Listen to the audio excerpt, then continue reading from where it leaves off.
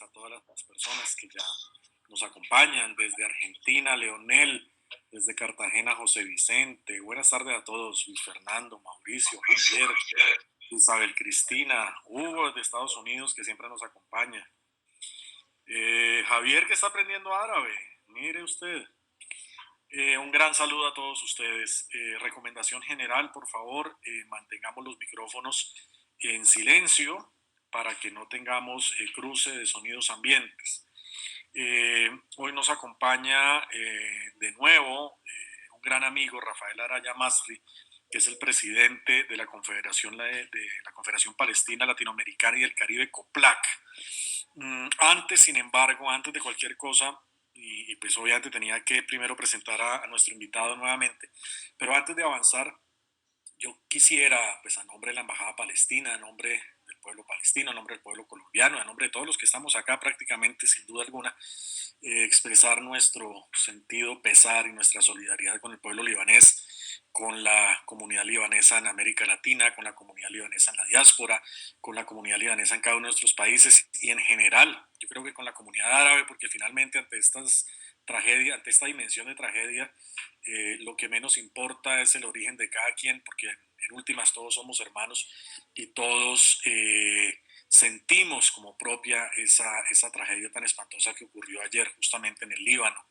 Un país con una historia muy linda, muy interesante, pero también golpeado fuertemente por la violencia en el Medio Oriente, con una guerra civil en varios periodos, varias etapas, supremamente sangrienta y sobre todo con un intento de reconciliación que no ha sido nada fácil dentro del Líbano, no ha sido para nada fácil. El tema palestino también ha estado parte dentro del ADN libanés, en algunas cosas para recordar buenos episodios, en otros momentos para recordar episodios también dolorosos, no tan buenos, pero finalmente, más allá de simples vecinos o simples hermanos árabes, hermanos entre todos. Entonces, sin duda alguna, un gran saludo y un gran sentido de pésame y de pesar a todas las personas que incluso están acá y a través de ustedes, a sus comunidades en sus países y en América Latina. Andrea Sandoval, casualmente, que nos está acompañando esta tarde, nos está escribiendo que ella está en Beirut, justamente. Pues Andrea, los mejores deseos para ti también, que ojalá estés a salvo, que tus amigos, tus familiares, al igual que todo el resto de hermanos del Líbano, estén bastante bien. Y en este momento nada, reconstruir, a aprovechar la situación justamente para salir adelante, para tratar de superar tantas dificultades que tiene el Líbano actualmente. Y nada, pues Palestina justamente es experta en ese tipo de tragedias, entonces créanme que esa solidaridad palestina no es solidaridad solamente de dientes hacia afuera, sino es una solidaridad con todo el conocimiento del caso. Eh, Nos acompaña, como les decía al inicio, nos acompaña un gran amigo, Rafael Araya Masri, es el presidente de COPLAC, para COPLAC, Confederación Palestina Latinoamericana y el Caribe. A veces todavía me confundo de desagregar el COPLAC. Yo sí me acostumbré a llamarlo COPLAC, COPLAC, COPLAC, y como que tengo que hacer un alto para recordar el significado preciso. Confederación Palestina Latinoamericana y del Caribe, COPLAC, en efecto. Rafael hace un trabajo maravilloso desde su rol de presidente de COPLAC. Como lo han escuchado hace un momento, justamente lo lleva a tener una agenda supremamente dinámica en América Latina. Nos acompañó antes con una tertulia muy interesante sobre sionismo y judaísmo, y justamente también por interés de muchas de las personas que nos acompañan en estas tertulias, hoy tuvimos a bien invitarlo y él tuvo a bien también aceptar acompañarnos nuevamente para un tema todavía mucho más directo y mucho más humano, pienso yo. Eh, y es una tertulia titulada Conversemos Palestina, una mirada a la vida de un pueblo. Y justamente, qué mejor que Rafael en este punto para abordar este tema. Voy a ser imprudente, Rafael. Yo digo, me encanta trabajar en la embajada, pero a veces no soy prudente, o por naturaleza no soy prudente, y eso riñe con el trabajo diplomático. Voy a ser un poco imprudente y voy a contar una anécdota. Cuando estábamos organizando este evento y haciendo las afiches de invitación, nuestra diseñadora, perdón, solamente puso Rafael Araya, no le puso el segundo apellido, el Araya Masri. Y Rafael inmediatamente me hizo la observación con toda la razón del caso. Me dijo, ponme el Masri porque es una de mis reivindicaciones árabes. Yo soy orgulloso de mostrar justamente mi sangre árabe, mi origen árabe. Entonces, me pareció maravillosa esa anécdota justamente para ver ese sentido humano de la charla de hoy y ese sentido humano de ese título de la tertulia, que es justamente Conversemos Palestina, una mirada a la vida de un pueblo. Rafael, mil gracias por acompañarnos, bienvenido a esta tu casa, a este tu espacio, muchísimas gracias y qué pena por la imprudencia del asunto del póster. No, gracias, Alex, muchas gracias, un saludo a todos, un saludo muy afectuoso a todos. Realmente me siento muy honrado de que me hayan invitado nuevamente, invitación que he aceptado con el mayor gusto, porque significa que algo quedó y ese algo que quedó es algo bueno. Entonces, que se acuerden de uno siempre es bueno para el espíritu. Y yo quería conversar sobre un tema que no es menor hoy por hoy, pero para esto seleccioné en la pantalla de mi computador y quiero leerle solamente los titulares de lo que aparece sobre Palestina. Dice acá, Israel demuele otras 4 casas palestinas en Jerusalén ocupada y obliga a las familias palestinas a demoler sus propias viviendas. Segundo, Israel acelera acciones para implementar plan de anexión. Esta vez es silencioso y solapado. Otro, colonos prendieron fuego a automóviles palestinos en Cisjordania y dejan rayados con mensajes racistas y de odio. Los falsos cargos de antisemitismo son la vanguardia de la cultura de la cancelación. Si ustedes se fijan, todos estos títulos periodísticos tienden exactamente a lo mismo, a marcar lo que es una ideología, lo que es un proyecto de país, lo que es un proyecto de sociedad a ser construida en un Estado de Israel que todavía no sabemos dónde comienza y dónde termina. Yo desafío a cualquiera a preguntarle a una persona que defienda la ideología sionista, dime cuáles son las fronteras de Israel. Y no van a tener respuesta.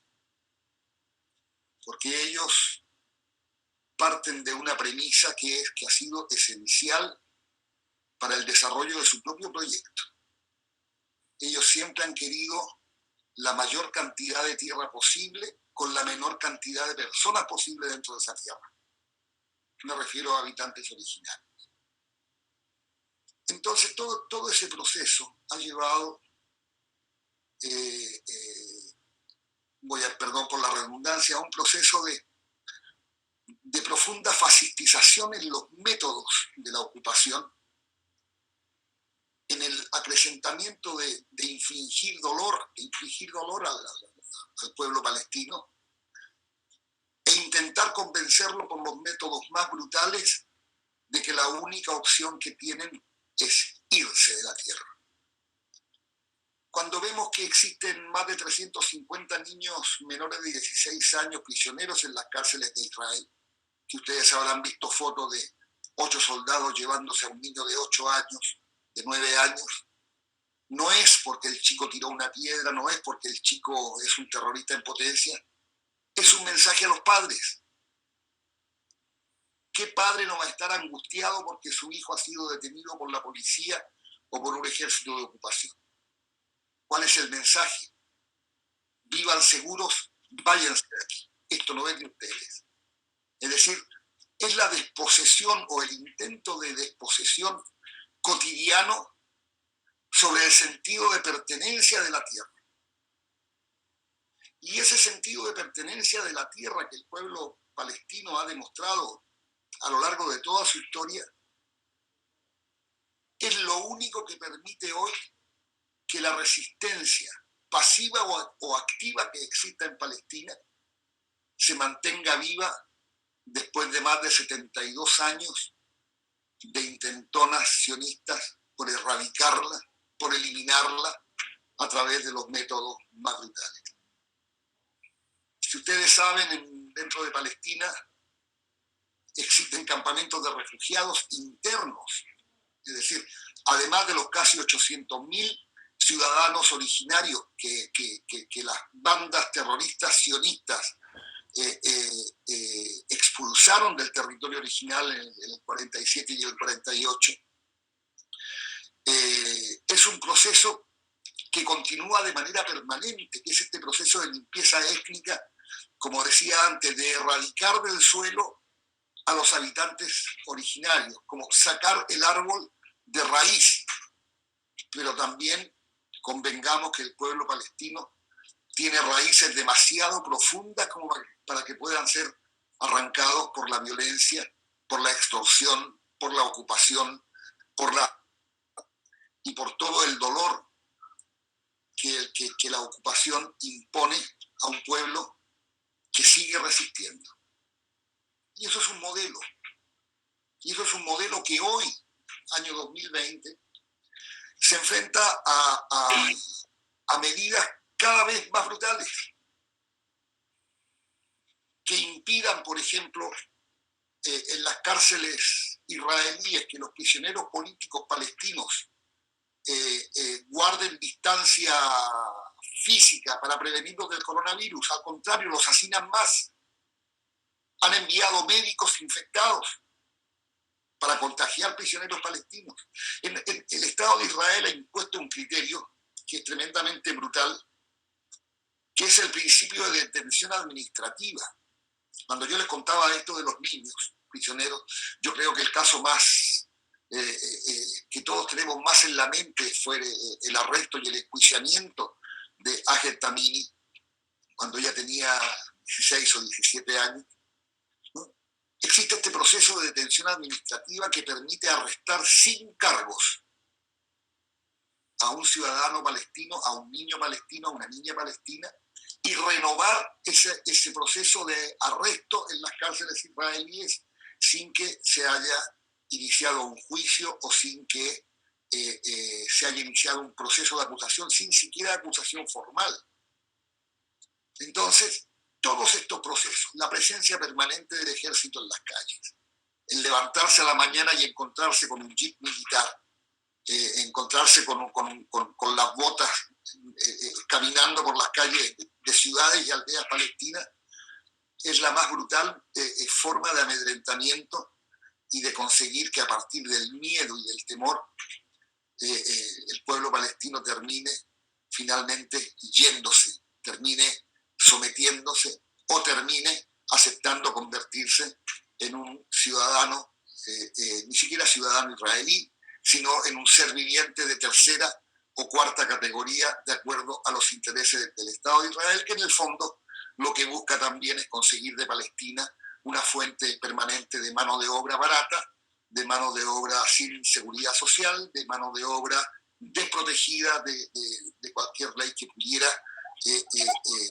salvaguardar cualquier eventualidad.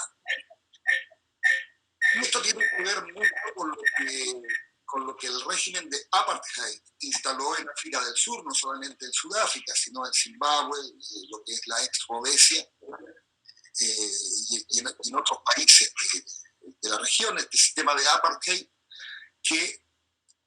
al que Israel además ayudó muchísimo, y ayudó no solamente enviándole toda su parafernalia de represión civil, los carros lanzaagua, los jeeps electrificados en las calles de Johannesburgo cuando reprimían, o en Soweto, el barrio negro por excelencia. Shimon Peres, el ex primer ministro israelí, fue con la oferta de armas nucleares al régimen de apartheid de Sudáfrica. Finalmente no se logró el acuerdo, pero esa era la voluntad política del Estado de Israel, digamos, para sustentar un gobierno que sostenía el racismo como una de las principales bases de sustentación política. ¿Por qué? A Shimon Peres lo mencioné ex profeso, porque todo el mundo lo tiene como el gran progresista, el ángel de la paz, digamos, el eterno perseguidor de la paz, el incomprendido por los palestinos que nunca quisieron negociar. Es falso. Entonces, toda la parafernalia publicitaria del Estado de Israel va construyendo de manera permanente sus propios mitos y sus propias estatuas de bronce en torno a sus personajes. Hablamos de un Shimon Peres que teóricamente pertenecía a un partido de la izquierda, el Partido Progresista, el Partido Laborista de Israel, pero que en el fondo también fue parte de la brutalidad militar, fue parte de la persecución y fue también promotor de todo el sistema opresivo que hoy se aplica en contra del pueblo palestino. Sin ir más lejos, si ustedes recuerdan a la ex primera ministra israelí, Golda Meir, ella dijo una frase, digamos, absolutamente destruida por la evidencia en los años 60, cuando dijo: los viejos morirán y los jóvenes olvidarán. Los viejos murieron, pero los jóvenes no olvidaron. Y esto lo vemos diariamente en las protestas. Yo he ido de Belén a Ramallah. Todos los santos días, a la entrada de Ramallah, hay una manifestación de jóvenes con sus jatas, lanzando piedras contra el ejército de ocupación, resistiendo en las calles, y eso responde a una mística. ¿Y cuál es la mística? Volvemos al origen: el amor, el enraizamiento y el apego a la tierra. A sentir que eso les pertenece porque son de ahí, son originarios. Son los Sioux de Estados Unidos. Los palestinos somos los cherokees, somos somos los indios de Canadá.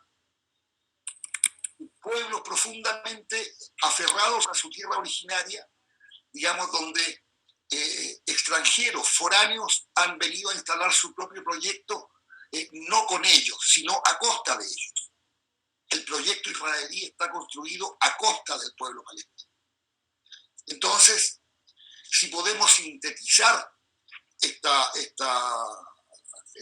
este relato que estoy haciendo, nosotros lo podemos identificar con una sola palabra, y esa palabra es sionismo. El sionismo como una ideología nacional que se subió a las espaldas del judaísmo para encontrar la justificación divina a la captura del territorio. Es decir, nosotros nos acostumbramos cuando escuchamos sobre los mitos fundacionales del Estado de Israel. Nosotros vinimos, Palestina es una tierra sin pueblo para un pueblo sin tierra. Nosotros hicimos del desierto un vergel. Claro, cuando le robas al pueblo originario el 82% de sus recursos de agua, es fácil convertir todo en un vergel. Cuando uno va por Palestina y va mirando los techos de las viviendas rurales, por ejemplo, uno ve los tanques de agua negros sobre los techos, donde muchos son, digamos, bombeados desde pozos en el suelo, pero otros son, por ejemplo, para recolección de agua de lluvia que les sirven para el riego. Cuando eso lo descubre el ejército israelí, los ametralla, los destruye. Es decir, someter al pueblo palestino también a partir de la necesidad de un elemento tan vital como el agua. Si ustedes miran un dato estadístico simple, cada colono israelí tiene derecho a 446 litros por día de agua por persona. Un palestino a 47 litros por día por agua por persona. Es decir, si vieron estos tambores de aceite de 200 litros, un israelí puede usar 2 tambores y medio. Un palestino puede usar una cuarta parte de uno. Esa es la proporción. Entonces, todas estas son medidas absolutamente coercitivas destinadas a un solo propósito. Y vuelvo a la frase original: queremos la mayor cantidad de tierra posible con la menor cantidad de personas posible. Y esto está concentrado en una idea que es la idea del nacionalismo judío denominado sionismo, una ideología política de carácter colonialista que, al amparo del proyecto imperialista en estos días de los Estados Unidos de Norteamérica, ha encontrado una profunda raigambre, pero también profundas dudas, porque estamos ante era inminente en junio que el 1 de julio Israel iba a anexar el territorio. Todavía no pasó, pero si miramos la letra chica de la noticia, lo sigue haciendo. Lo sigue haciendo con la demolición de casas, lo sigue haciendo con la judaización de la ciudad de Jerusalén. Ustedes saben, por ejemplo, que ya a partir de Yitzhak Shamir era primer ministro de Israel, jefe de una banda terrorista en el 48. Empezaron a borrar todos los símbolos islámicos y árabes de la ciudad de Jerusalén, en la parte occidental y en la parte oriental.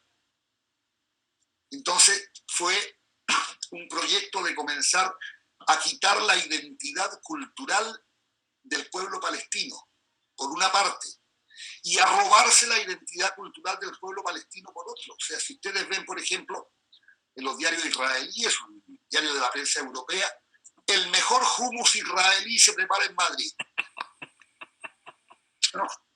Entonces, hummus, Israel. O sea, el hummus tiene 1000 años, pero lo inventaron los israelíes hace 70, no me cierra matemáticamente. ¿No? O las hojas de parra, o el falafel. ¿No? Todas cosas que son tan nuestras. Había un desfile internacional de moda donde una Miss Israel desfilaba con un vestido típicamente palestino de punto cruz, un vestido que tiene más de 1000 años seguramente de historia, para una chica que vive en un país que tiene 72 años. Entonces, ese robo permanente de la cultura y esa destrucción de la cultura, esto de ir a excavar debajo de las casas en Cisjordania,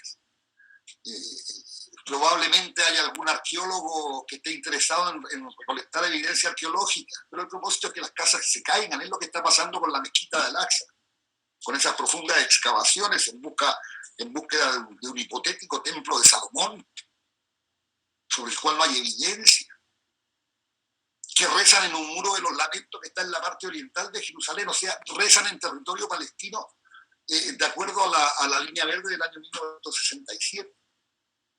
Entonces, cuando vemos todo esto,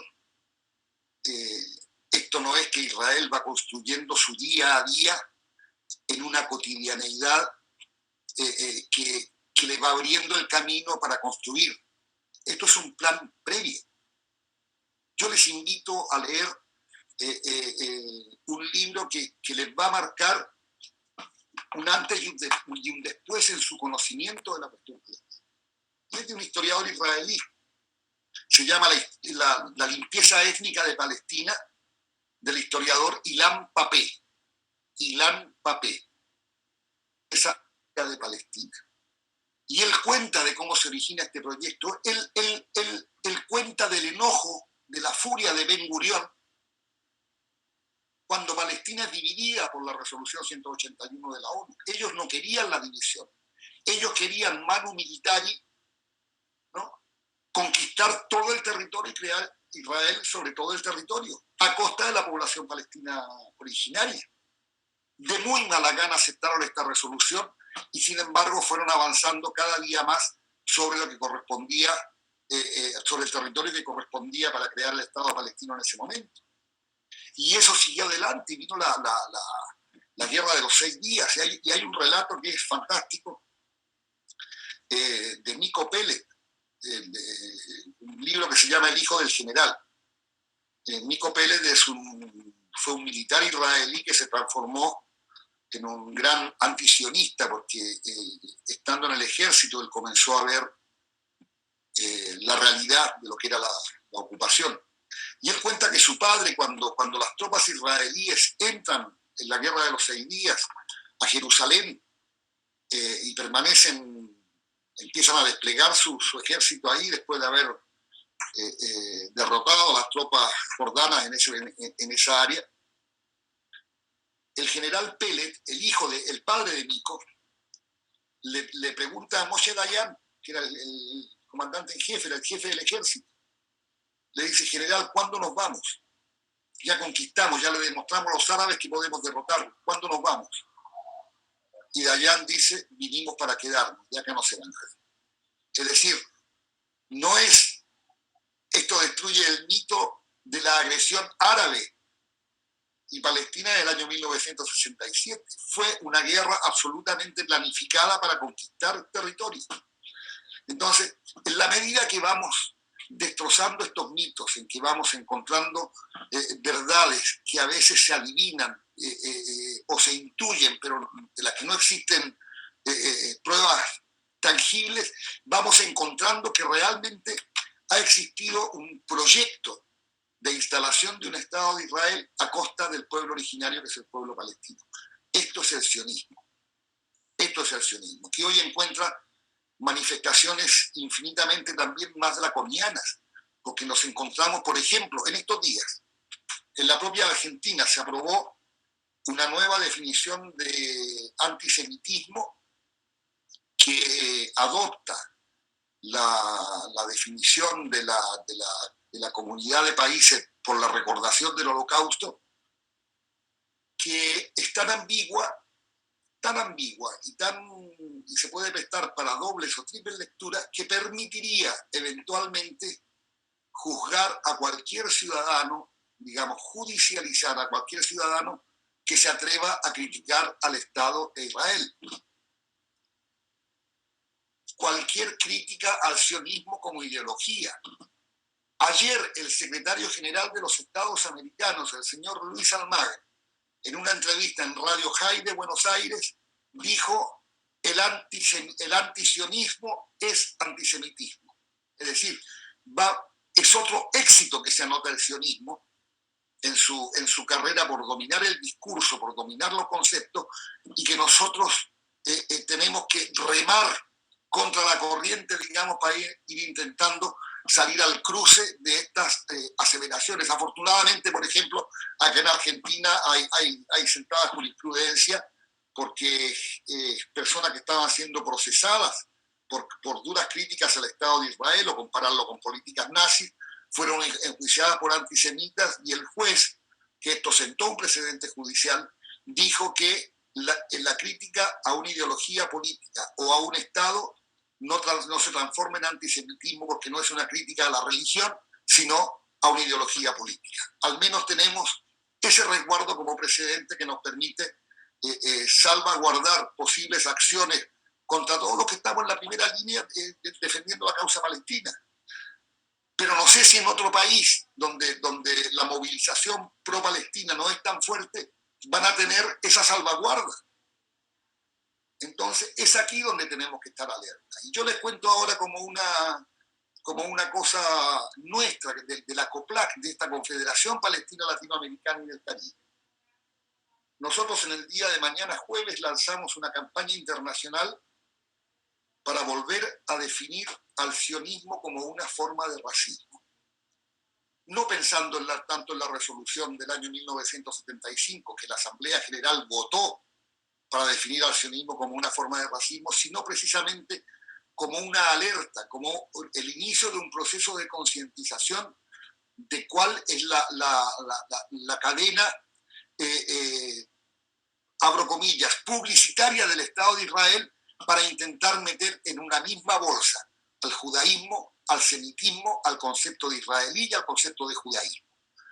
Entonces, si podemos concluir que el sionismo es una ideología nacionalista de carácter colonial que se trepó a las espaldas de una religión como el judaísmo para encontrar una justificación divina a todo su proceso de carácter nacional, entonces nos estamos enfrentando a un enemigo que es poderoso, que tiene muchos medios, y lo que tenemos que hacer ante eso, yo no sé si, yo creo que hablaba acá, han sido tantas las conferencias estos días que puedo confundirme. Por favor, Alex, acláramelo si yo ya lo dije acá. Nosotros tenemos los corazones de la gente de los pueblos con Palestina.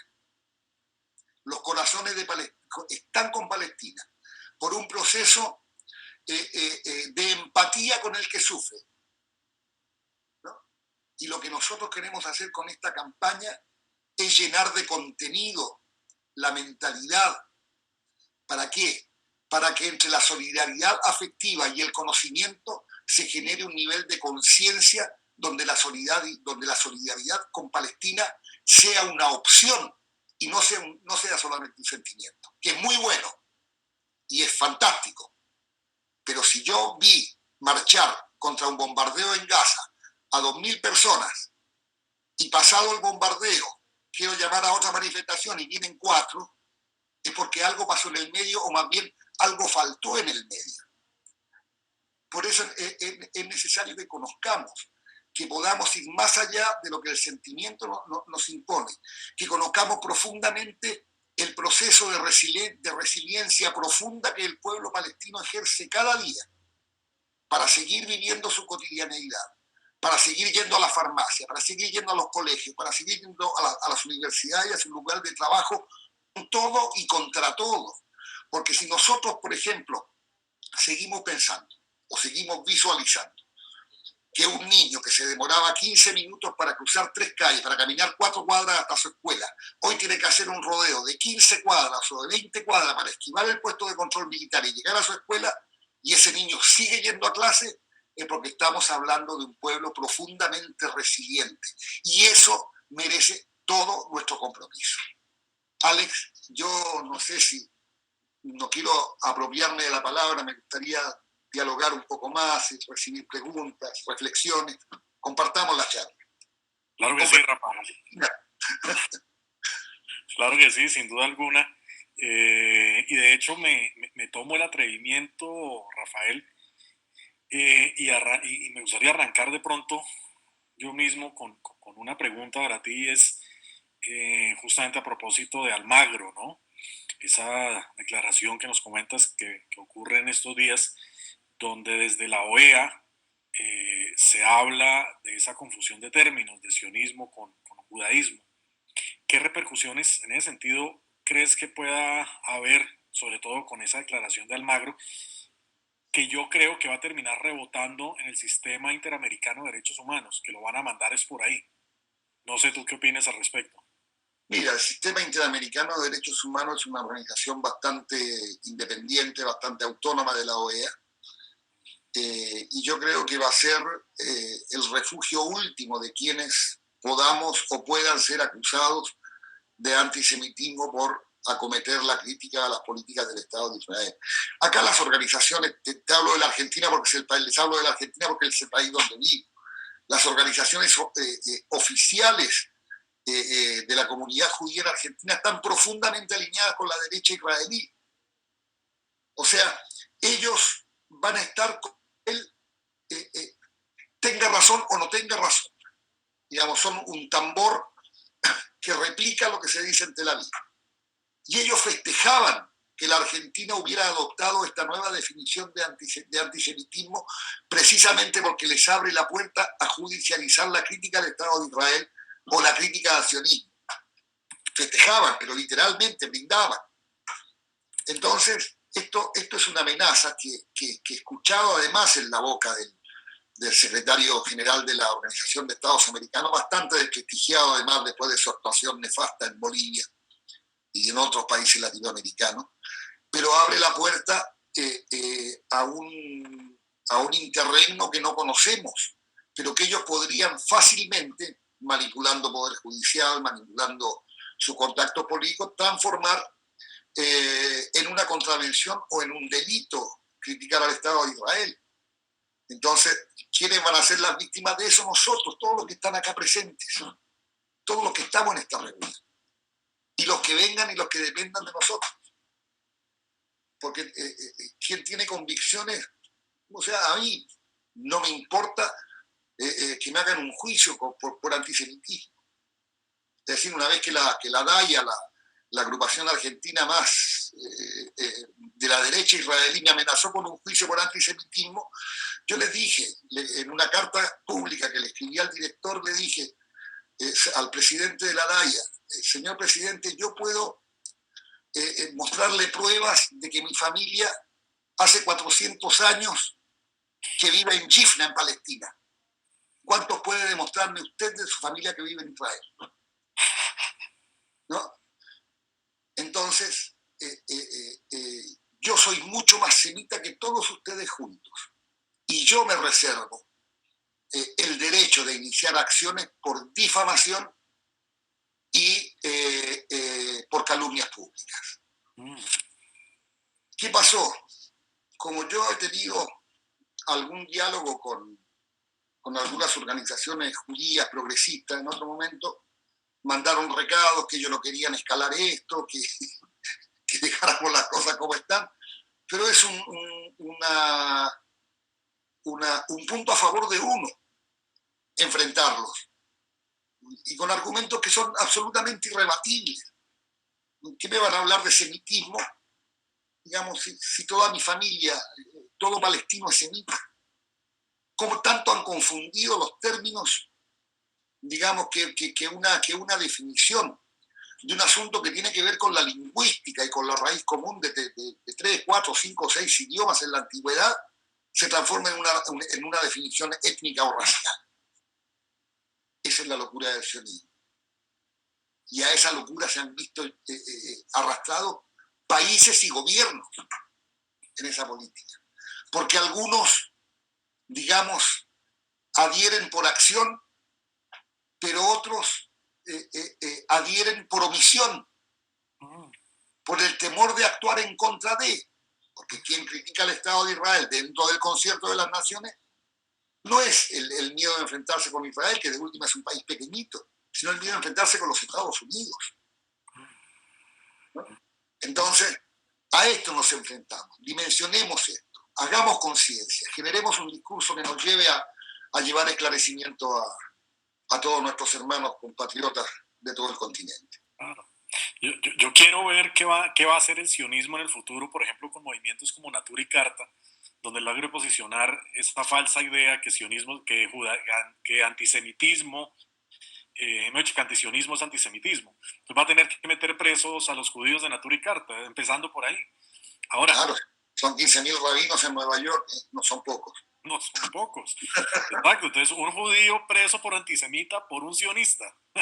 Claro, pero mira, es tan rebuscado el concepto de semitismo y de antisemitismo que proviene del sionismo, que ellos, a un judío que critica el Estado de Israel, como Miko Pellet o como Ilan Papé o Gideon Levy, tienen todo un estudio para certificar, entre comillas, que son judíos que se auto-odian. El auto-odio es un concepto del sionismo para calificar a los judíos que critican el Estado de Israel. Hay que ser rebuscado y retorcido para encontrar una explicación a esos conceptos, ¿no? Sí, me recuerda, las comparaciones son odiosas, pero me recuerdan esos certificados que se inventaron en Alemania por allá por los 30, donde le buscaban en la familia al personaje a ver qué tan alemán era o qué tan alemán no era. Están muy cercanos de lo mismo con el tema del judío que se odia a sí mismo, sin duda. Hay varias preguntas en el chat, Rafael. De hecho, Ivette Yassir, que la conoces muy bien, es justamente miembro de COPLAC y en este momento, si no estoy mal, está en manos de COPLAC Colombia. Te saluda y te hace una pregunta. Ella te pide que, por favor, si puedes hablar un poco de las mujeres que van a dar a luz en un hospital en Palestina, tienen que pasar por los puestos de control israelíes, que de hecho hay un indicador social que hay solamente en Palestina y es nacimientos en checkpoints, que no existe en ningún otro país del mundo. Y Mabel Hassan Salim, de Argentina, Mabel Hassan, describe que ella tiene la sensación de que en Argentina la causa sionista o la causa judía están más arraigadas que la causa palestina, de su sufrimiento y su sometimiento por parte de Israel. Ella piensa que esto es cuestión de marketing, justamente, que está haciendo el sionismo en Argentina. Y ahí me sumaría, nuevamente abusando, me sumaría un poco con alguna definición que encontraba yo hace algún tiempo, antisemitismo. Leía un poco jugando con los términos, que en el pasado, evidentemente, antisemita era el que perseguía a los judíos en Europa. Hoy, antisemita es el que los sionistas odian. Claro, entonces, en ese sentido, exactamente. y en ese sentido, todos los que estamos aquí reunidos perfectamente estuviéramos presos donde esa propuesta que Rafael plantea pudiera organizarse en América Latina por el sionismo. Buenas tardes, Rafael y Alexander. ¿Cómo? ¿Cómo está, profe? Vamos para la cárcel todos, preparémonos. De todas maneras, pues no importa. Defendemos la causa desde allá también. Gracias, Muchísimas gracias, reverendo. Mira, hay una frase maravillosa de Ilan Papé donde dice: casi ningún sionista cree en Dios, pero todos están seguros que le regaló Palestina. Eso lo define muy bien. Lo que primero saludar a Ivette con mucho cariño. Ella no solo es un miembro del comité ejecutivo de la COPLAC, sino que es una querida amiga de muchos años. Y por quien tengo el más grande de los respetos por su compromiso y su lucha por la causa. Lo que ella cuenta es uno de los dramas más espeluznantes, porque si nosotros llegamos, si contabilizamos o ponemos sobre la mesa los 600 checkpoints, puestos de control militar israelíes que hay en el territorio de Cisjordania, algunos de ellos móviles, otros fijos, nos vamos a encontrar, cuando yo les contaba esto de los niños que tenían que hacer rodeos de 20 o 30 cuadras, 30 minutos, 40 minutos para llegar a un colegio que antes les llevaba 10 minutos, nos encontramos con el mismo caso, por ejemplo, con el drama de las ambulancias, de la gente que necesita recorrer, ir de una ciudad palestina a otra buscando un especialista en estado crítico. Y en el checkpoint no la dejan pasar y el paciente se muere en el checkpoint. Esto ha pasado con mujeres embarazadas. Esto pasa con que los guardias un día dejan pasar sin mayores problemas y otro día dejan pasar a 1 de cada 10 o a 2 de cada 10 en la fila para cruzar el checkpoint. Entonces, toda esta arbitrariedad es para que nunca te sientas seguro de que si pasaste hoy vas a pasar mañana. Es nunca darte reglas del juego claras, es decir, es agregar más incertidumbre a tu día a día. Ha habido varios casos de mujeres en situación de parto que han tenido que parir en los checkpoints sin ningún tipo de ayuda de los soldados israelíes, que no han dejado pasar una ambulancia. Está el caso de una señora que ha muerto en su parto en un checkpoint y nunca les han permitido seguir su paso a un centro de salud. Entonces, si ven que un chico lleva las manos en el bolsillo y esas camperas con la capucha y un soldado le dispara y lo mata o lo hiere, porque decir, lo vi con la capucha y me sentí amenazado, que es razón suficiente para que un soldado israelí le dispare a un palestino. Entonces, eso es parte de lo mismo que decíamos al principio. Es el amedrentamiento permanente, es el desprecio permanente y es hacer imposible la vida cotidiana con el único objetivo de continuar por otras vías el proceso de limpieza étnica que empezó en el año 1947 y quizás antes también. Perdón, me faltaba una pregunta sobre la DAIA y la AMIA, que eso no me la recuerdo, lo que preguntó una amiga argentina. Ellos sí son bueno, la comunidad judía en la Argentina, no sé si es la tercera o la cuarta en el mundo, así que ellos tienen espacios de influencia. Yo les cuento una anécdota. Yo trabajaba como asesor de un diputado de los años 80, recién reinstaurada la democracia. Y un día le fui a pedir, algo había pasado, no sé si en Túnez o en algún lugar donde estaba la OLP en ese momento, y le fui a decir: diputado, necesito que me firme esta declaración de repudio por un bombardeo israelí o algo que había pasado. Y me dice: Rafa, yo te ayudo como quieras, pero yo no puedo comprometer el voto judío.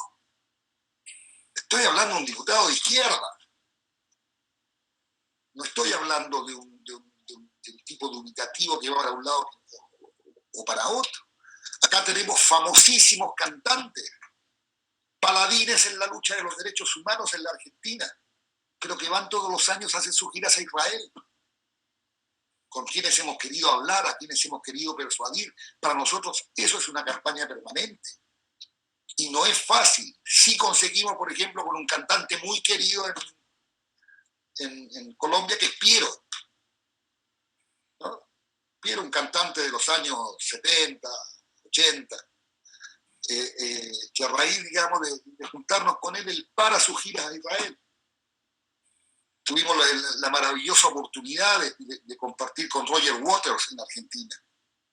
Un tipo que no solamente tiene esa maravillosa música, sino que tiene esa maravillosa conciencia de haber optado a costa de todo, porque a un artista, como fue Vanessa Redgrave, por ejemplo, una gran luchadora por la causa palestina, se le cerraron las puertas del cine. ¿Por qué? Porque la mayor cantidad de productores son sionistas. En ese momento, en las grandes productoras de cine no la llamaban. Entonces van creando desocupados de aquellos famosos que optan por denunciar las atrocidades de Israel contra el pueblo palestino. Eso quería comentar. Dale. En efecto, me hizo recordar, entre otras cosas, estaba buscando el dato rápidamente, pero no lo encontré. Hace unos días se hizo una noticia pública de un actor estadounidense que sale en comedias, que dijo, a mí toda la vida me han engañado, el mismo Israel me ha dicho una cosa, me ha planteado una realidad completamente diferente. Hoy me encuentro con la realidad palestina, soy consciente que me han engañado. Y a los 2 o 3 días tuvo que volver a retractarse porque inmediatamente las críticas del lobby estadounidense que le llegaron fueron muy fuertes. Y que hoy le está significando un dolor de cabeza muy fuerte a Israel porque ellos creían que tenían, digamos, todas las variables controladas dentro de la comunidad judía de los Estados Unidos, del establishment judío. Para esto existía la famosa AIPAC, ¿no? Que donde todos los candidatos van a dar su discurso y a recibir y a pedir la bendición del lobby judío en los Estados Unidos. Es decir, los candidatos tienen que pasar esa prueba, jurar lealtad al Estado de Israel y después ir a la presidencia de los Estados Unidos. Pero en esto empieza a salírseles de los planes el surgimiento de otros grupos como J Street, por ejemplo, que es un grupo absolutamente defensor de la solución de 2 estados basado sobre la base de la frontera del 67 con Jerusalén como capital palestina. Entonces, eso ya empieza a derribar la homogeneidad del discurso preexistente dentro de la propiedad judía norteamericana. Hoy tenemos 5 universidades en Estados Unidos que han rechazado invertir en proyectos de la colonización israelí en Palestina. Entonces, hay señales potentes, tienen una juventud rebelándose, una juventud judía rebelándose contra las políticas del Estado de Israel. Entonces, que para esto Estados Unidos haya tenido que sacar una disposición que ataca el boicot, el BDS, el boicot, desinversiones y sanciones a Israel, criminalizándolo o judicializándolo, es porque la situación dentro de la propia colectividad judía de los Estados Unidos, que es muy potente, está el riesgo de que se le escapen algunas ovejas del corral, ¿no? Y eso se está viendo cada día más de manifiesto. Dirían los sionistas que cada vez más el número de judíos que se odian a sí mismos es mayor. Hay creyendo, sí. Rafael, Mauricio Tobar te pregunta que qué autores le puedes recomendar que le ofrezcan una visión seria sobre el tema palestino. Y también, si alguien quiere hacer preguntas o quiere intervenir, por favor, en el chat puede solicitar su intervención y así mismo los voy a ir yo pasando. Mira, yo recomiendo, primero que nada, a Edward Said. Primero que nada, el libro sobre el orientalismo, el problema palestino. Es decir, él es el analista palestino por excelencia. Y yo creo que constituye una gran base de conocimiento a lo que agregaría, digamos, a los nuevos historiadores israelíes, entre los que destaco precisamente a Ilan Pappé, a quien tuve el placer de conocer en la conferencia que dio en Buenos Aires, con quien nos fuimos luego a cenar y a compartir un poco más, sobre todo el libro Limpieza Étnica de Palestina, que ese es un ABC realmente de lo que significó el proceso de colonización en el territorio. Y le recomendaría a Neve Gordon, otro escritor israelí, judío antisionista, les recomiendo toda la literatura de Gideon Levy o de Amira Haas, una gran periodista israelí que escribe en el diario Haaretz, tiene una columna semanal que no tiene desperdicio. Gideon Levy es un periodista que hoy está en algunas regiones de Israel, sobre todo en las que están cerca de la frontera con Gaza, que está amenazado de muerte. Entonces, la propia sociedad israelí va generando anticuerpos con aquellos que disienten. O sea, Ilan Pappé, que era profesor en la Universidad de Haifa, se tuvo que ir del país y hoy es profesor en la Universidad de Exeter, en Inglaterra. Yo recuerdo a finales de los 80, ya cerca de los 90, estuvo de visita acá en Argentina la que era presidenta de la Comisión de Derechos Humanos de Israel, la doctora Felicia Langer. Y ella contaba que ella defendía básicamente niños palestinos, jóvenes, a los cuales dice, yo lloraba porque veía que en sus bracitos tan chicos las esposas se le caían, sus muñecas no eran capaces de sostenerlas, ¿no? Y a ella le hicieron un atentado contra su casa y tuvo que irse a vivir a Alemania con su hijo porque le amenazaron de muerte al hijo. Entonces, es decir, Israel tiene sus propios métodos para combatir la disidencia. Por eso hablamos de que es un Estado en un proceso de fascistización de sus métodos, no solamente en contra de la población palestina, sino dentro de la propia disidencia interna. Es decir, que un organismo como el B'Tselem, que es la principal organización de derechos humanos israelí, o Breaking the Silence, rompiendo el silencio, que son ex soldados que hoy denuncian la práctica del ejército de los territorios palestinos ocupados, tienen prohibición del Estado de Israel de recibir fondos de cooperación extranjera, precisamente para achatarles el trabajo, para impedirles que puedan financiar actividades, porque B'Tselem, por ejemplo, es una de las instituciones que a los campesinos que están más alejados de los centros urbanos les entrega pequeñas camaritas para filmar y denunciar a los colonos que les matan las ovejas, que les roban las cosechas de olivos, que les queman sus frutales. Entonces, eso también es fascismo aplicado, el impedir que sus propios compatriotas de derechos humanos, también está Rabinos por la Paz, son perseguidos por el establishment israelí dentro de Israel. Entonces no hablamos de un Estado verdaderamente democrático. Es un Estado que castiga la disidencia.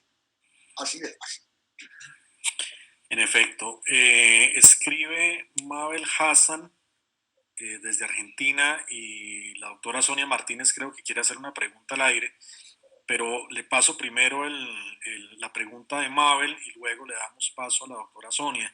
Mabel pregunta cómo se pueden informar o cómo nos podemos todos informar sobre la campaña que se va a lanzar mañana, Rafael, justamente.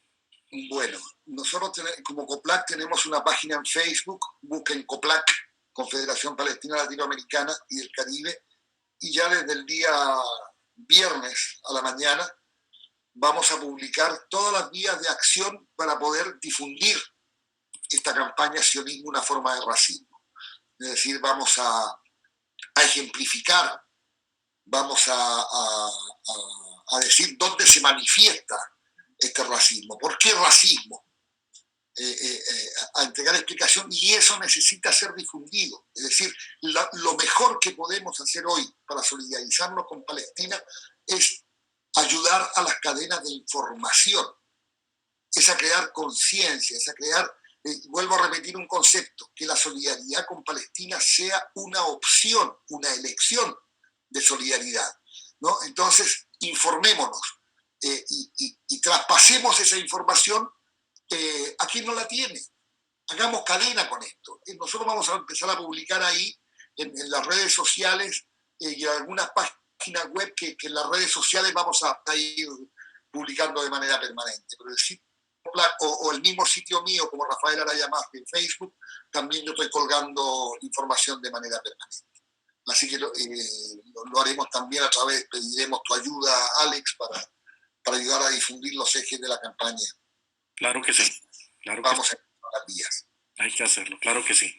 Doctora Sonia Martínez, muy buena tarde. Creo que el micrófono no le está funcionando. Ahí me está escuchando. Ya, sí. Bueno, muchas gracias. Muchas gracias. Quería Gracias, profesor. Excelente su segunda conferencia. Quería, antes de hacerle la pregunta, preguntarle si Pinochet era sionista. A ver, hay dos lecturas. Yo viví en Chile 11 años de la dictadura de Pinochet, y Pinochet en un momento le ofreció a Palestina abrir una oficina en Chile, a la OLP, a lo que el presidente Arafat se negó rotundamente. Arafat le dijo: soy amigo de Salvador Allende, yo no puedo aliarme con este gobierno. Pero cuando la época de mayor, más álgida, refería al riesgo de un conflicto militar entre Chile y Perú a fines del año 75, Pinochet recurrió a Israel porque había una enmienda norteamericana que prohibía la venta de armas en Chile, precisamente a raíz del golpe de Estado de 1973. Pinochet recurrió a Israel para armar hasta los dientes al ejército. E Israel, por supuesto, condescendientemente, como lo es con todas las dictaduras en el mundo, con mucho gusto le hizo ese aporte de material bélico a muy buen precio, por supuesto, porque ustedes saben que cuando se compra en el mercado negro, los precios son más caros. Sin duda alguna. Sí, profesor, es que quería decirle, usted habló sobre la opción y la eficacia. En Colombia tuvimos a un genio, como decía hace 50 años, un sacerdote que se llamaba Camilo Torres. Camilo Torres, efectivamente. Él hablaba del amor eficaz. Yo creo que todos los que estamos acá por la causa de Palestina, desde el arte, desde la academia, desde los medios, tenemos siempre la actitud de luchar. Pero usted, con su experiencia, ¿qué nos podría sugerir para hacer de esa causa eficaz acciones, por ejemplo, en el caso de Colombia, que podamos nosotros hacer desde acá? Me encantaría escucharle unas propuestas o unas sugerencias adaptadas a Colombia. Muchas, muchas gracias. Gracias a ti, Sonia, es un placer. Les aprovecho de saludar también a mi querida amiga Marta Jafún, que estuvo con nosotros en el Congreso de la COPLAC en Managua.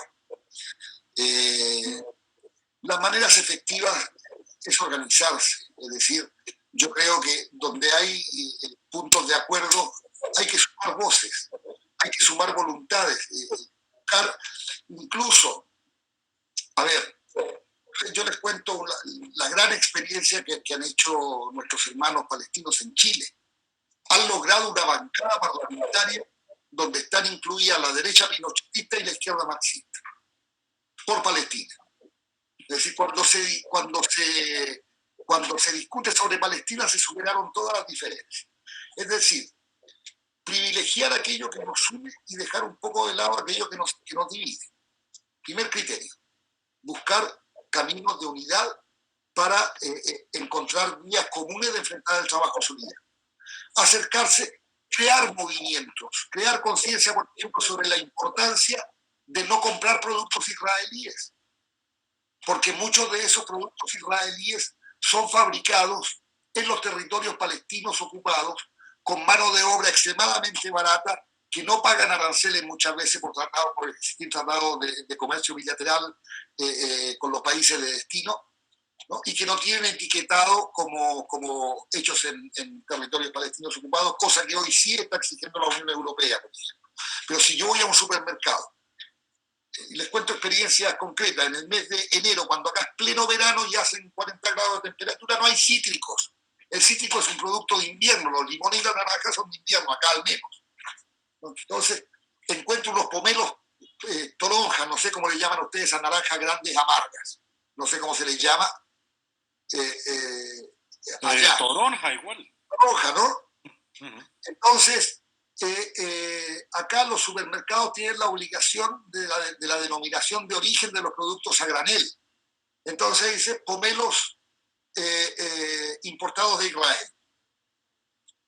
Y yo me tomaría encantado un jugo de pomelo fresco, ojalá con unos cubos de hielo cuando hacen 39 grados de temperatura en Buenos Aires con 90% de humedad. situación que conocen muy bien ustedes en Colombia. Digo, pero si nunca comí pomelo en verano en mi vida, ¿por qué me voy a tentar, además financiando un producto israelí? O si hay un pomelo de otro origen, compre el otro pomelo. Es optar. Es decir, dejo de lado lo israelí, aquello que financia lo que daña a mi pueblo en Palestina, y favorezco el comercio en un tercer país, digamos que no tiene nada que ver, digamos, con la ocupación en Palestina. Eso pasa con las frutas, pasa con... Hay, por ejemplo, en cadenas de supermercados que venden hummus israelí. Ese producto de Israel, no sé si en Colombia lo han visto. No lo compren. O sea, no hay ni que romper los frascos, ni que tirarles pintura, ni nada. En Francia suelen hacer eso los grupos, sobre todo los grupos judíos antisionistas. Van y destruyen la mercadería. No, simplemente no la compren. A menor demanda, menor oferta. Hagámoslo desaparecer del mercado. Eso es lo que cada uno puede hacer desde su lugar, ¿no? Por ejemplo. Y lo otro es juntarse con los amigos, con los compañeros y decir, bueno, vamos a hacer, metámonos hoy a las redes sociales y vamos a hacer una campaña de difusión, no sé, de música palestina, de videos palestinos. O vamos a hacer una colecta para comprar 200 mochilas y ver la manera de mandarlas a la Franja de Gaza. Es decir, la acción solidaria puntual tiene un enorme valor también porque soluciona una contingencia, más allá de todo lo que uno puede hacer como proyecto estratégico y de largo plazo respecto de Palestina. Es decir, hay necesidades básicas a satisfacer. Por ejemplo, la Fundación Belén 2000 de Chile tiene un plan de apadrinamiento de chicos palestinos, de niños palestinos. Entonces, por una cantidad de dinero anual o mensual, que es poco, digamos, en nuestros países, te permiten además, pero te garantizan el seguimiento de ese niño. Cómo le va en el colegio, hablas con él una vez al mes, una vez cada 2 meses, y digamos, asumes un rol de padrino, pero va con la posibilidad de ir viendo la evolución, de que tu dinero, de que tu colaboración no va a ir a un saco roto y se va a desperdiciar. Entonces, hay cómo solidarizarse de manera concreta. Ahora, lo más potente es decir, bueno, una agrupación de Colombia generó este hecho solidario con Palestina. Denle la identidad de su propio país a la acción solidaria. Pero hay formas, de las más pequeñitas, como es el no comprar un producto israelí, tal vez a las más avesadas, que pueden ser una manifestación callejera, pedir por la liberación de los presos políticos que hoy padecen condiciones terribles en las cárceles israelíes, pedir la liberación de los niños palestinos, ¿no? Pedir la destrucción del muro, que está construido además dentro del territorio palestino, que ni siquiera marca la línea verde, no, lo construyeron 10 kilómetros adentro del territorio palestino. Entonces hay acciones concretas, ¿no? Si ven, por ejemplo, organizaciones como Stop the Wall, paremos el muro, si ven BDS, campaña BDS, adhiéranse. Si hay una petición de firmas de la campaña BDS, adhiéranse, firmen. Si ustedes saben de una empresa colombiana que está exportando productos a Israel, denúncienla. Es decir, denuncien los tratados de libre comercio con Israel. ¿Por qué? Porque tenemos demasiados fundamentos como para facilitarles la vida, además de lo que están dañando al pueblo palestino, ¿no? Esos serían más o menos los caminos, Sandra. Ya, ese último punto que tú mencionas es fundamental aquí en Colombia. Creo que lo discutíamos la vez pasada. Colombia firmó desde hace ya unos años un TLC con Israel, lo aprobó, terminó todo el proceso ya para implementarlo el año pasado, pero dentro de lo grave, que ya por sí un TLC en las condiciones es grave, pero dentro de lo grave había una adición, y es que Israel no se definió el territorio de una manera precisa, pues evidentemente no lo puede hacer en la medida que no tiene fronteras, pero lo alargó la definición al extremo, y entonces definió el territorio israelí en ese TLC como el territorio donde Israel tiene soberanía tributaria. O sea, en otras palabras, si cualquiera de los que estamos aquí tiene un israelí en la sala de su casa que le pague impuestos a Israel, la sala de su casa le pertenece al territorio israelí, según la definición de ese TLC colombiano. Cuando nosotros hicimos pues 1001 intentos para intentar que se corrigieran las posiciones, en algún momento un funcionario de la Cancillería colombiana me ha respondido a mí que el asunto se resolvía fácilmente con las normas de origen. Entonces, que para eso el funcionario de aduanas colombiano iba a tener claro cuál era el territorio israelí, cuál era el territorio ocupado. Entonces yo le puse un ejemplo, le dije, a ver, ¿usted espera que un funcionario de aduanas colombiano sepa dónde carajos queda Ma'ale Adumim y que Ma'ale Adumim es una colonia israelí dentro de Palestina? O sea, no, eso no va a pasar nunca. Pero finalmente, y esa pelea infortunadamente uno de los grandes sinsabores aquí en Colombia, esa pelea infortunadamente la perdimos, el lobby sionista con las altas cortes colombianas fue muy fuerte, donde finalmente llegó fue a la Corte Constitucional y la Corte concluyó que esa definición no tenía efectos políticos, que solamente tenía efectos económicos, cosa evidentemente que no compartimos, es una definición que a todas luces tiene efectos políticos. Rafael, si le parece, para no abusar de su gentileza, vamos, hay dos últimas preguntas que me gustaría hacerle.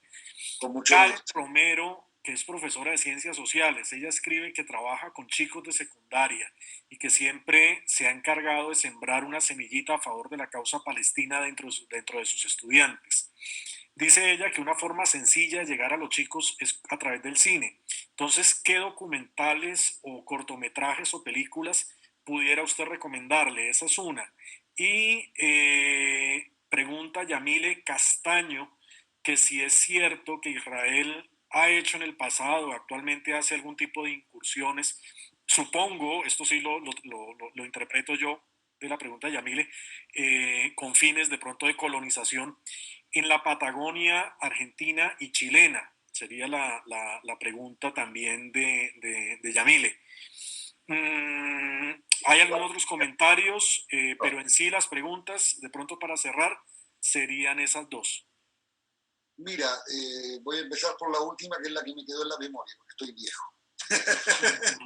No, referido al proyecto de colonización de la Patagonia, yo quiero ser muy claro en esto. Esto nace de un proyecto denominado Plan Andinia.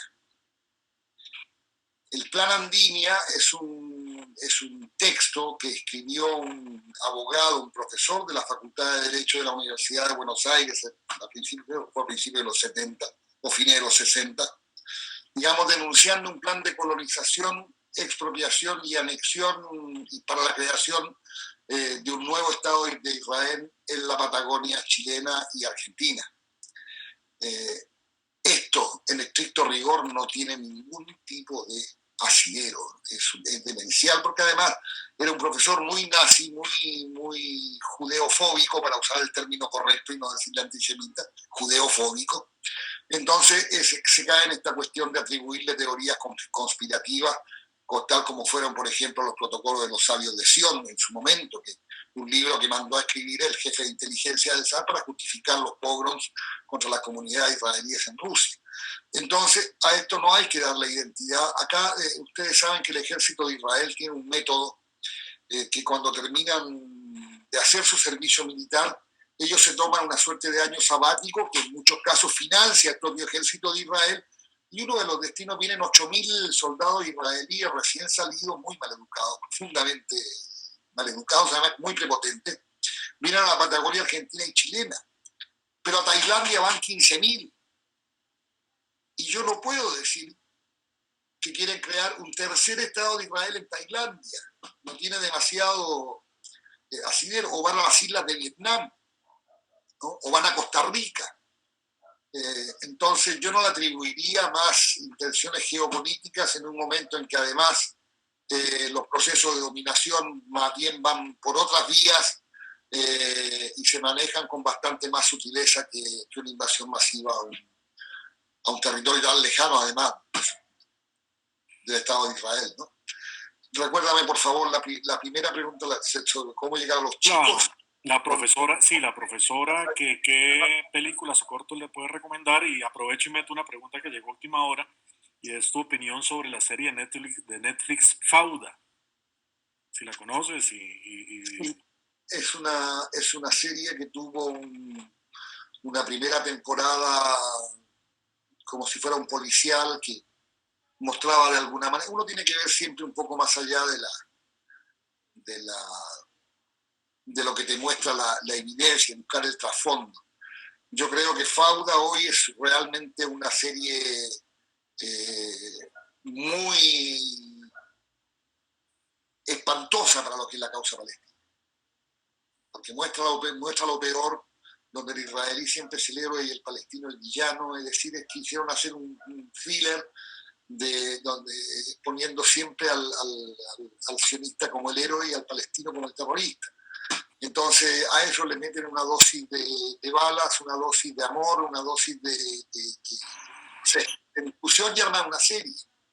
Entonces yo les recuerdo que la primera temporada de Fauda, creo que terminó ahora en la tercera, que no ni siquiera la vi, pero la primera temporada estuvo a punto de ser prohibida por Israel, el establishment, porque era, digamos, siempre siendo una serie pro-israelí, mostraba, al menos humanizaba al cuerpo palestino en general, lo mostraba desde otra perspectiva, y eso generó mucho rechazo en el establishment sionista israelí, y la intentaron prohibir, como intentaron prohibir también La vida es bella. ¿Se acuerdan de ese prisionero en un campo de concentración con su hijita que le pintaba todo como si fuera una historia? También la quisieron prohibir en Israel.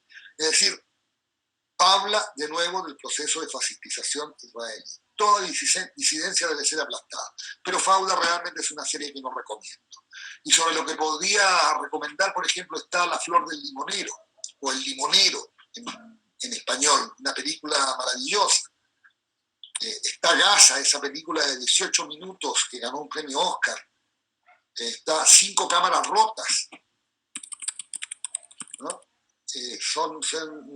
Hay un cine palestino que ha sido realmente extraordinario, y donde de unos 20 años a esta parte ha habido un tremendo desarrollo y un tremendo crecimiento en la capacidad de los directores, de los guionistas, y están haciendo realmente un cine de primera calidad.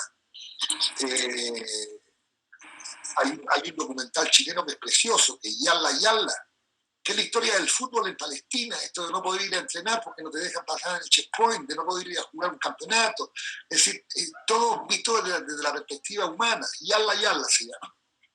Entonces, hay cine palestino, hay una buena bibliografía al respecto, una cinemateca, y hay mucho de eso también en las redes, así que en YouTube hay, así que pueden buscar ahí cine palestino y algo les va a salir. También hay directores israelíes que han tenido un abordaje muy bueno respecto de Palestina, y hay coproducciones palestino-israelíes. El mejor documental que se ha hecho sobre Palestina se llama Ruta 181, que es de un director israelí y un director palestino. Dura 4 horas y media, les aviso. Está dividida en 3 partes de 1 hora y media cada una. Pero es lo mejor que se ha hecho sobre esto. Es dura, pero es bueno ver, no porque muestre sangre, sino por la indolencia del colono. Hay situaciones humanas que son difíciles de comprender. Es decir, que uno no la aceptaría, pero es muy interesante ver. Ruta 181 se llama. Y sobre Palestina, lo otro que se ha hecho extraordinario, que para mí es lo mejor que se ha hecho como cine documental, se llama Al-Nakba, que es una producción de la cadena Al Jazeera, que está en 2 partes en YouTube. Al-Nakba. Si ustedes ponen Al-Nakba, Al Jazeera les va a salir la parte 1 y 2, también son 4 horas, pero les cuenta la historia completa, y hay entrevistas a los nuevos historiadores israelíes, a los clásicos historiadores palestinos, a la vida cotidiana. Es tremendo, y cuenta la historia del sionismo precisamente a partir del 1897 del Congreso de Basilea, ¿no? Vale, perfecto. Rafael, muchísimas gracias. Como siempre, muy gentil, muy generoso a la hora de acompañarnos en esta tarde de miércoles. En Argentina estamos a la misma hora, ¿cierto? ¿O es un poco más? No, acá son las 17 y 19, las 5 y 19. Caray, 2 horas. Sí, cierto que con Argentina hay diferencia. Muchísimas gracias, de verdad que sí, muchísimas gracias por dedicarnos este espacio, por tu gentileza. Yo sé que has tenido días muy ocupados y van a seguir siendo días muy ocupados, hay muchas actividades por delante, lo cual sin duda alguna nos hace agradecerte todavía mucho más por este espacio tan maravilloso de la tarde de hoy. Como si tu casa, para las personas que nos acompañan por primera vez, la misma mención. Este es un espacio que hemos creado en la Embajada Palestina en Colombia para reunirnos todos en América Latina y poder, con la excusa de la pandemia y la cuarentena, poder hablar justamente de estos temas palestinos que tanto nos apasionan. A Rafael, muchísimas gracias. A todos ustedes por acompañarnos, muy amables. Yo quiero reiterar solamente y finalmente el profundo orgullo que siento por haber sido convocado nuevamente a hablar de un tema que me apasiona. Agradezco la paciencia y la presencia de todos. Les mando a todos un abrazo virtual, que eso aún en cuarentena uno puede ofrecer. Muchísimas gracias a todos. Gracias, Alex. Gracias a la Embajada de Palestina en Colombia. Rafael, muchísimas gracias. Un abrazo. Gracias, Rafael. Y todos palestinos, todos palestinos.